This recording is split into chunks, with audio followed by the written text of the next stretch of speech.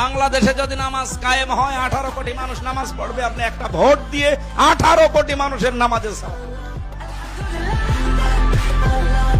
আজকে টিকিট দিছি কয়জনের হাত জাগান? জান্নাতের টিকিট পাইছেন কে কে? হাত জাগান, তরুণরা হাত জাগাও।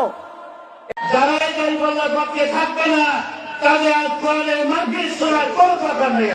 Concomitant side of the same coin, একই মুদ্রা, এপিঠ এবং ওপিঠ। এপিঠে আছে শাপলা, ওপিঠে আছে আনারস। আমরা একই মুদ্রার এপার এবং ওপার। এইটাই হলো একদিকে রোজা, আরেকদিকে হলো পূজা। এই রোজা এবং পূজা মিলে বাংলাদেশ।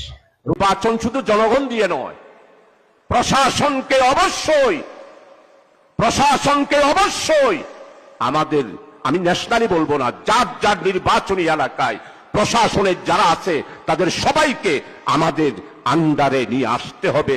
আমাদের কথায় উঠবে, আমাদের কথায় বসবে, আমাদের কথায় গ্রেপ্তার করবে, আমাদের কথায় মামলা হারাবে। জামাতে ইসলাম করাটা আপনার আমার নৈতিক দায়িত্ব। কি দায়িত্ব? নৈতিক দায়িত্ব। কি জন্যে? যদি আপনি জান্নাতে যেতে চান। আর জান্নাতে যেতে না চাইলে কোনো সমস্যা নাই, কারণ 72-এর মধ্যে প্রথম কাতারে থাকতে চাইলে, জান্নাত পেতে চাইলে জামাত ইসলাম করতে হবে। এর মধ্যে আর দ্বিতীয় কোনো অপশন নাই বাবা। বিড়িটা যে দোকান থেকে খাইবেন, ওই বিড়ির অর্ডার দেবেন, আর লক লক বিড়ির একটা শুকটান মারিয়ে লক লক কি খবরটা কি কবে তোর এই যে কারবারটা কি দেশে দেখছো? দাঁড়িপাল্লা ছাড়া এদেশে তো কোনো মানুষই দেখি না।